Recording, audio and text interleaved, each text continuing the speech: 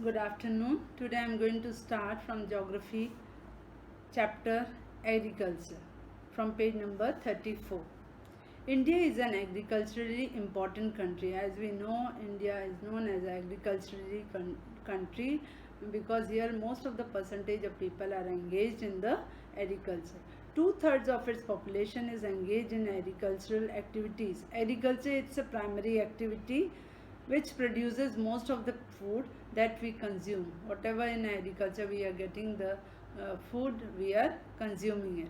Besides food grains, it also produces raw material for various industries. Some of our, not only we are consuming from the agriculture, but some of the raw materials which are going to those industry from where we can earn the money. Like for example, cotton textile industry, the raw cotton is sent to the industry and then it is manufactured. Same as sugar cane, from where we can get the sugar. Can you name some industries based on agricultural raw material? Moreover, some agricultural products like tea, coffee, spices, etc. are also exported from our country. So many things are also exported like tea, coffee, spices, etc. Now, types of farming, which different methods, different way how the agriculture is done.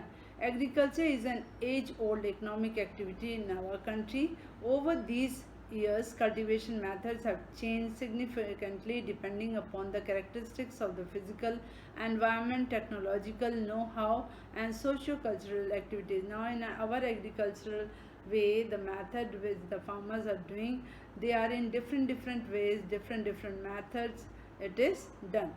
Farming varies from subsistence to commercial. Now, farming, some of the food we are consuming and some are sent to the market, that is in a large way where the farming is done. At present, in different parts of our country, the following farming system as it is now in our country, different ways the farming is done. Now, first farming method is given here, primitive subsistence farming. It's the old tradition way the farming is done.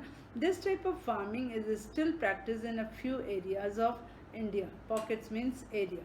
Primitive subsistence agriculture is practiced on a small patches of land with the help of primitive tools. The olden style, this primitive farming is done.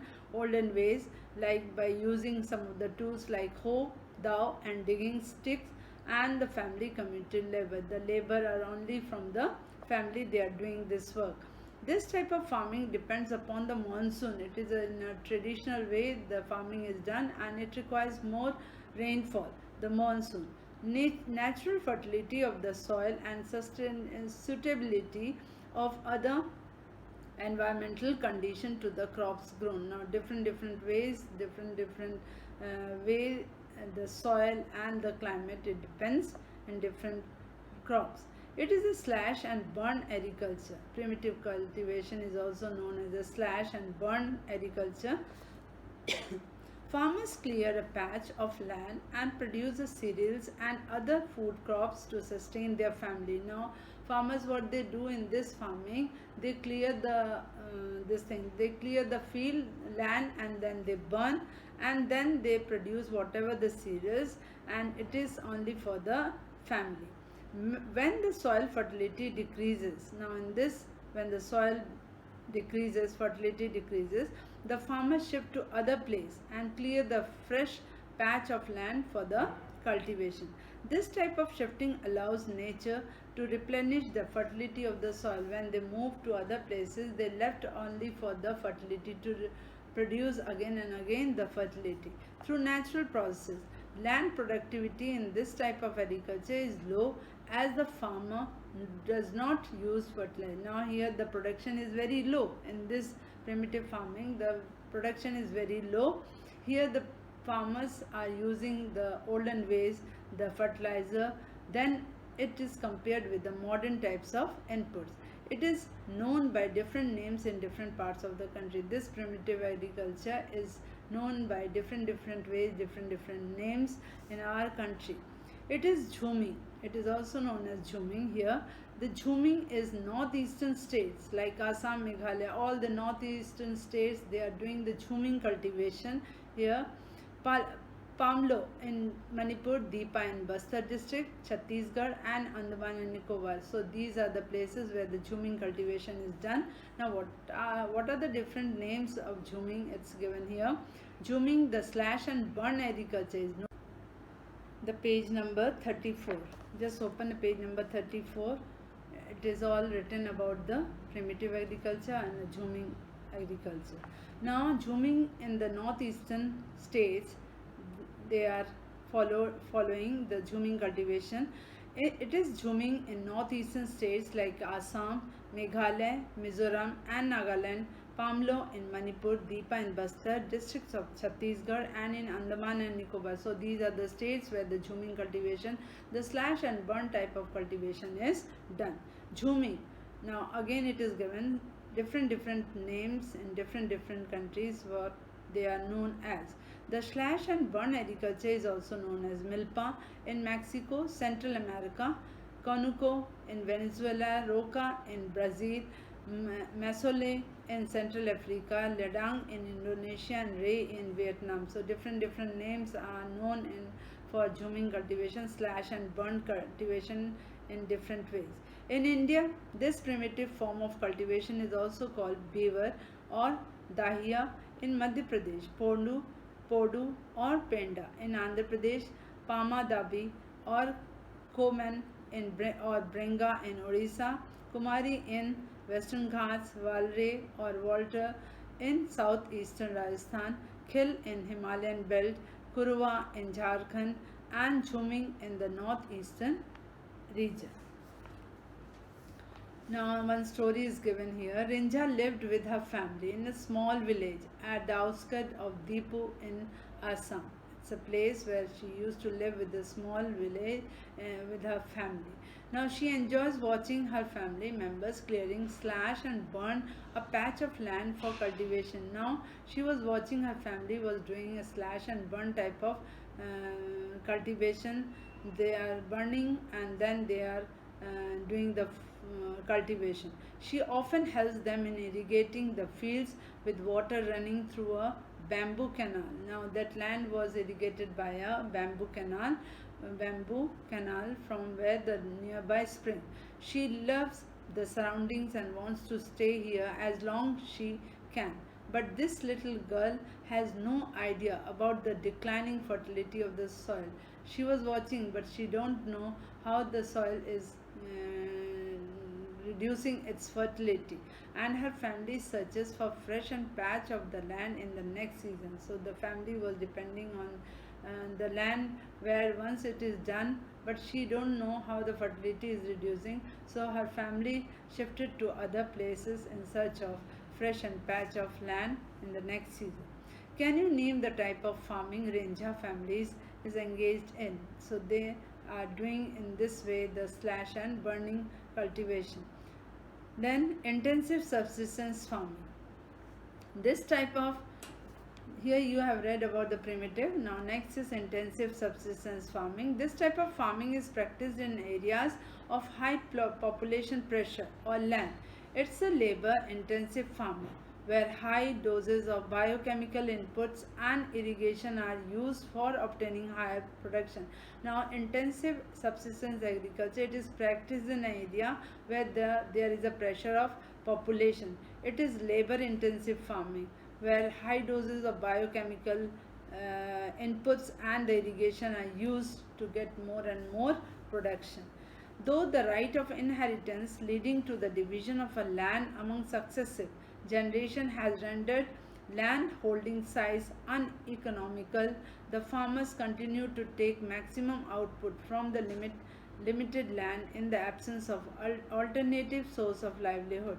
Thus, there is enormous pressure on the agricultural land. Population is more, so there is a lot of pressure on the land. So this type of agriculture is done in some of the parts of India.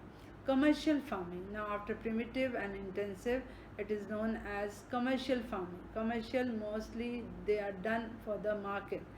The main characteristics of this type of farming is use the high doses of modern inputs. You have read in the first chapter of Eco, the modern type of agriculture with a high yielding variety of seeds, HYV seeds, chemical fertilizer, insecticides and pesticides to obtain higher productivity. So these type of inputs are used in the modern technology. The degree of commercialization of agriculture varies from region to region. For example, rice is a commercial crop. Now this is a commercial crop in Haryana and Punjab, but in Orissa it is a subsistence crop. Now here it's given one example of this commercial farming. Haryana and Punjab, they are doing for commercial crop for the market, but in Orissa it is used for their own family, consuming for the own family. Now plantation, under this commercial farming, plantation is also a type of commercial farming. It is a type of farming in which a single crop is grown on a large area. A single crop is taken under this plantation commercial cropping, and they are here, it is done in a large area. The plantation has an interface of agriculture and industry. Plantation covers large tracts of land using capital intensive inputs with the help of migrant laborers.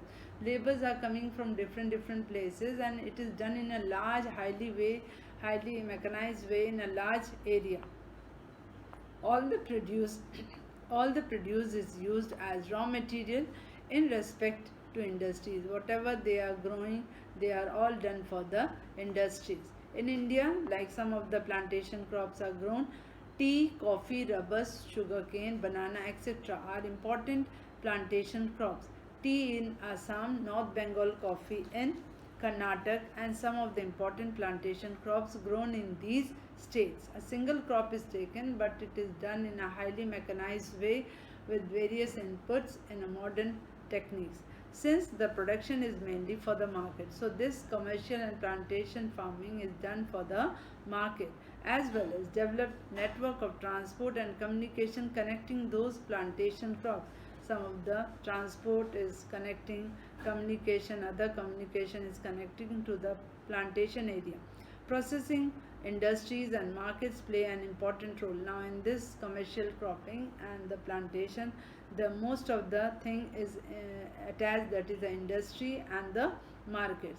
An important role is in the development of the plantation. So plantation is also known as a commercial cropping, where it is done in a highly mechanized way for the industry and for the market.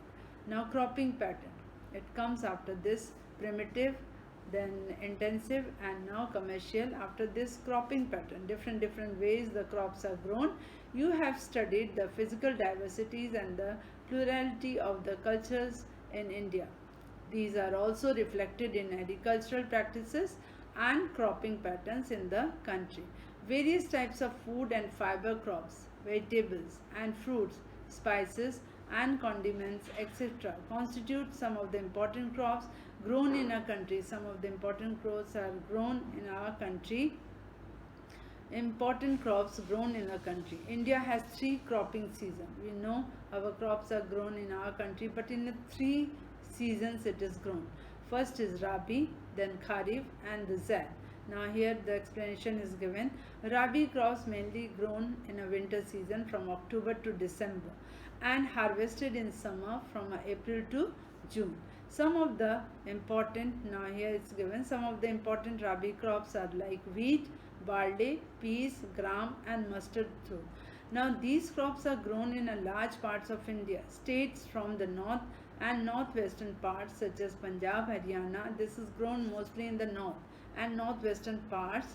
Here it's given like Punjab, Haryana, Himachal Pradesh, Jammu and Kashmir. Uttarakhand, Uttaranchal and Uttar Pradesh are also important for the production of wheat and other Rabi crops. You know, Uttarakhand and Uttar Pradesh, they are very important for producing Rabi crops like wheat and other crops. Availability of the precipitation, rainfall. Precipitation means rainfall. Availability of the precipitation during winter months due to western temperate cyclones helps in the success of these crops. So these are the climatic condition under which the crops are grown. Cyclones help in success of these crops. However, the success of the Green Revolution in Punjab and Haryana Western Uttar Pradesh and the parts of Rajasthan has also been an important factor in the growth of our mentioned Rabi crops. So Rabi crops is mostly grown in the winter season from October to December and then harvested in the summer from April to June. Now after then Rabi crops, the second cropping pattern is Kharif. Kharif crops are grown with the onset of monsoon. This type of crop is growing as the monsoon comes in different parts of the country, and these are harvested in September to October.